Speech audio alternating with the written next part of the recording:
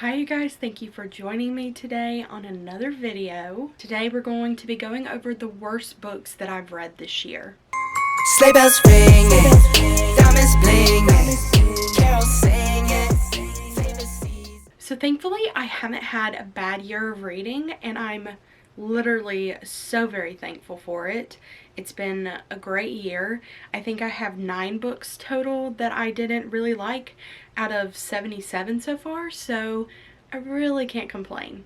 Hopefully I remember all of them. I think that I have 7 total that I read and just didn't enjoy as much as I thought I would, or just didn't like them, and I had 2 DNFs. So I would consider that a success. Some of these I still have the physical copies of, but I think I only have 3 of the physical copies, and then the rest I either read on my Kindle or listened to the audiobook, and the other ones I've probably already unhauled and gotten rid of. So I would think that was pretty good. I'm getting rid of the rest of these, so no bad books on my shelves, which is a good thing, and we're just hoping for more great reads throughout the next year. So let's go ahead and get started. I'm going to go back as far as I can for the books that I've already read and that started out in the beginning of the year, and then we will go to the ones lately that I've read. So earlier this year I was continuing to read new adult romance books,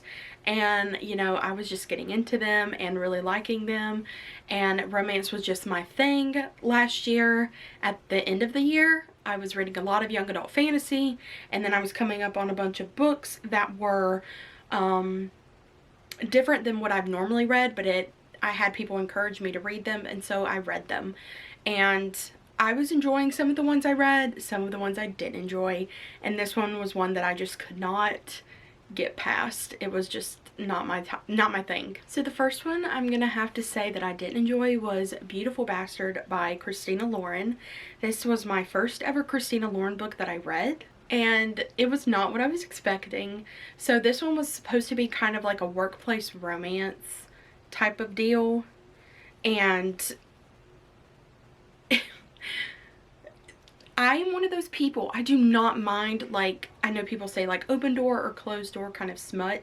Like, you can have smut that's kind of insinuated but they don't go into detail. This one was more of, it went into detail and it had a lot of scenes, and it was just, it was not it. It was not it. I did not like the scenes at all. They made me so uncomfortable, and I was like, oh goodness, I could not handle it. It was also kind of instant, like, it wasn't instant love, because you do have these 2 people that don't like each other or don't get along well, but it felt like they were trying to push like an instant connection and kind of doing an instant love. It definitely wasn't any type of slow burn, which I just don't like instant love, and I'm not one of those people where I want slow burn to the point where like I get past half the book and they're still not together or haven't made any advances toward each other. I'm more of a realistic, I feel like, type person, where either you have been friends for a while and it's like a friends to lovers thing, or like you still get those enemies to lovers vibes, but you get the ones that are more like pining for people, and you have like instances where that's getting tested, where you can feel a connection but you're not automatically assuming there's one. So this book was just not it for me. I think I'm shocked I didn't DNF it. I think I gave it 2 stars or 2.5. I have not thrown out Christina Lauren altogether. I still have Love and Other Words that I want to read by them, but it just was not my cup of tea at all. So staying along the lines of that, I read a book called Ties That Bind by Elle Wilder. I had to literally look this up because I could not remember if I actually read it or not. And it's part of like this motorcycle club book. Don't ask me. I think I was watching Sons of Anarchy at the time when I started this book, so I was feeling the motorcycle club vibes, and this one, you know, was kind of open door. I gave this one like a 2 or 3. Again, it was more instant love and kind of, it was just boring. Like, I think it had a kind of a cool twist to it where you have like that battle of two motorcycle clubs against each other, but it felt like that instant love where she was automatically attracted to him and he was automatically attracted to her, and there was no stopping them from getting together kind of thing. And then you get that trope, which I hate this trope, absolutely hate it, when I hear the like, I'm bad for you, but I don't want you, we can't be together because I'm bad for you kind of thing. And you're just like, okay, I don't care. It was just one of those things where you're just like, okay, and? So I just kind of pushed that aside and tried to get into the storyline, but I just didn't like it. It was no Sons of Anarchy, we'll put it that way. The next book I read, a lot of people are up and down about this book, and it's I'm Thinking of Ending Things by Reid. I did already unhaul this book because I did not like it. I have read the book and I've seen the movie, and to be honest, I'm not a fan of either one, but I do prefer the movie over the book because at least in the movie you understand what the heck's happening. I did not like this book for a few different reasons. I thought, you know, I don't mind confusing books, but you can be pushed to the point where it's too confusing to even read because you're not enjoying it because you literally cannot understand what's happening. I also did not enjoy the whole storyline and how it was told. I liked the twist, I really did. I thought it was a really cool twist. I thought that it kind of reminded me a little bit of Last House on Needless Street, which I think is why I enjoyed that part of the book. But the majority of the book is being told en route to this guy's parents' house. So you're in a car and it's not just like a regular road trip type of book. It's literally you're in the car and they're just having a conversation back and forth, and there's a lot of minds like thinking back and forth between things, and it just didn't make any sense. And I just felt like it kind of fell through and it was a little bit overhyped for me, and I just didn't enjoy it. I do enjoy confusing books because, again, I gave The Last House on Needless Street 5 stars, and that's the most confusing book I've ever read. But it's still, after reading it, it clicks and makes sense, and you can see why things were written the way they were. But for this one, I was like, you could have done so many different things than just literally had us in a car for more than half the book listening to this story. The next book I do have physically, and it is Shark Summer by Marcks. I think I got a little too hyped up about this one. I think I hyped myself up about it because from what I could tell, a lot of people were saying that it was kind of like a Jaws retelling, but with a kind of different angle where this girl was filming this thing. And I was like, okay, cool. She's doing a project on Jaws kind of twist, and they're doing, Marcks is doing another graphic novel based on The Shining, and I still want to give it a try to see if it is different than this one, but this one was definitely not Jaws related at all. You get that island vibe that Jaws has, and you have like this shark myth type thing. It's more of like a ghost story. It's more of like a ghost story than it is a real shark story.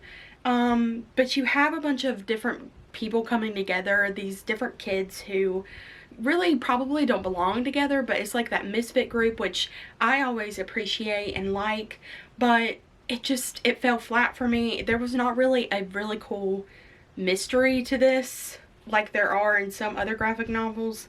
It kind of felt like we were just reading about Gail trying to fit in this town and with these people, and it just wasn't, I don't think it was advertised as what it really is. So that's why I really didn't enjoy this one. Another one, I'm putting this in here because it was amongst the lowest rated books that I had in Goodreads, and it's The Counselors by Jessica Goodman.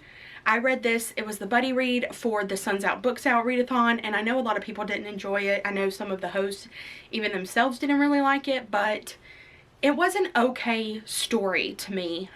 This was like the first kind of book that I've read that takes place at a summer camp, and you get those slasher vibes that you kind of get with summer camp movies like the Friday the 13th movies and stuff like that. So I was excited about it, because I'm still kind of indifferent to slasher films and slasher books. There are some that I like and some that I don't, so I try out a lot of the ones that I'm recommended just to see if I like them and to kind of see where my tastes lie. This one was just not the best. I think it was, you know, it is a young adult contemporary or a young adult fiction novel, so it does read like a young adult novel, but there was a lot of like friends not trusting each other and trying to keep secrets from each other, protect each other, but you don't know that they're doing that. You don't know what's happening. There's a lot of secrets being kept, and the summer camp twist was kind of a lot for me. It was very predictable, and which is why I think I rated it a little bit lower, because I kind of wanted to see something come out that's not predictable and kind of give me that wow factor, but this one just kind of fell short. But I did enjoy a lot of the characters. I enjoyed the friendships in this book, and I just enjoyed the summer camp vibes, especially reading it during the summer. I think that helped a lot, but it just again fell flat with the twist, because, you know, there are stories, even if they're young adult fiction. I've read books by Rory Power, both of her books in the young adult section, and they both had twists that I didn't see coming. So there are books that can, you know, still bend your mind even if they are young adult. Another book that I ended up DNFing was History of Wolves by Emily Fridlund, I think is how you say your name. This one has a few raving reviews on Goodreads, which kind of makes me feel like maybe I should have given it a better chance, but I only read like 50 to 75 pages of it, and it was giving me creepy vibes. There was like a student-teacher relationship kind of thing, and I didn't like where the book was going in that aspect, and it was just making me really weirded out. I don't mind feeling weirded out. I don't mind creepy books at all, but when it gets to description words of like you're describing a kid in a very weird way, or describing a teenager in a very odd, make me uncomfortable type of way, I just wasn't feeling it, and it was just not the kind of thing that I was looking to read. And maybe again, this was something that I didn't expect. I thought I was getting like this psychological thriller, which it may be, but it was not anything that I was looking for. So I just ended up putting it back and saying, you know what, it's fine to DNF, and I'm going to find books that I really want to read. This was the other book that I ended up DNFing, and it was In My Dreams I Hold a Knife by Ashley Winstead. This was a book that I listened to on the audiobook, and I got about, I would say 40-ish, 45%. I got close to being 50% through with it, and I just had no interest whatsoever in that book. I did not like any of the characters. I thought they all were just bad people. It was more of it felt like, I've said this before, I think in a vlog I did about reading this book, it felt like a Gossip Girl turned into a thriller, but it wasn't that thrilling because I was just, the thing that had already happened, and it was just a bunch of people holding secrets from each other and other people not knowing what's going on. You know, they still don't know who they are in their real lives, and there was, you know, love that was just not coming together, and I just found myself not caring. You know, it's hard for you sometimes for people to connect to characters or feel like they can even like them. So when I have unlikable characters, I really don't care what happens to them. And so when you have a whole like cast of unlikable characters and it's just talking about their lives, I'm just like, I don't care. I don't want to read about it. So I ended up DNFing it, and I don't regret it at all. The next one that I read and did not like, which I think I've talked about it before, is For Your Own Good by Samantha Downing. I read this one with In My Dreams I Hold a Knife, and I listened to the audiobook and read the physical book, and it just was not for me. I really like reading from a villain's point of view. I think that it's fun, and you know, you kind of get in the mindset of them, and if done really well, sometimes you kind of question how you see them and things like that, but I just didn't do that with this book. Again, you have a bunch of characters that I don't really care for, and a bunch of characters that I just did not care what happened to them. I didn't care about what was going on in their lives, didn't care if anybody like came out on top or came out on bottom. I thought they were all pretty horrible people. So it's just one of those things where with how it's presented, you kind of see what's coming, and there's no really big twist at all to it. So I just felt like it was boring, and I just didn't really mind like the storyline at all. I did give it like a 3-star because I really did enjoy the narrator for the audiobook, and I did think it was well written, especially like from an author's point of view. It was well written as an author, but the storyline for me was just not it. And the last book that I read that I did not like this year, which is probably no surprise, is It Happened One Summer by Tessa Bailey. This one definitely had some like open door smut, so that part kind of bothered me because I think so highly of Brendan in this book. He literally made this book what it was for me, and he's the only reason that it got like 2.5, 3 stars is because of him. But the way he was in these scenes, no thank you. It was just not it. It was not it at all. Piper was something else. I think I described her to Olivia as being an Elle Woods knockoff, but Elle Woods, this is like if Elle Woods never realized that she could be something or do something. Piper just doesn't have motivation, and she kind of gains some, but it doesn't feel like it's genuine. It feels like she's getting motivation from the people around her to be a better person, and she was just a very whiny, spoiled girl that I just didn't want to hear from, and I just could not stand. And I really liked like the coastal vibes and the small town that you get in this book. But again, that and Brendan are the only things that I really enjoyed about this book. I do still have her other book, Hook, Line, and Sinker, which follows Piper's sister Hannah. And I think I would like that better because Hannah is more of a girl that I can get behind of being a main character in a book.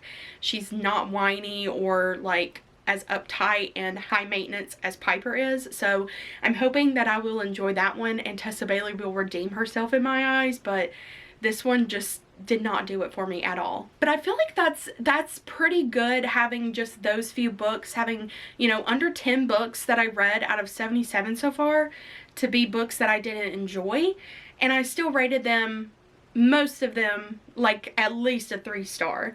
So I thought that was a pretty good reading year for me, and I'm so happy that that's all that I have to show for it for bad books. Hopefully that number will go even lower for next year, and we're just going to keep reading the books that we love and DNFing and getting rid of the ones that we don't love. But thank you guys so much again for watching, and I hope you guys enjoyed this video. Let me know down below if you had any thoughts on these books, if you've read them, what they were. If you love them, great. I'm so happy for you. Let me know. I like hearing what people like and don't like, but I will see you guys in my next video. They said, say Nick, but you gotta been that bad. I got racks in my sack or in my bag.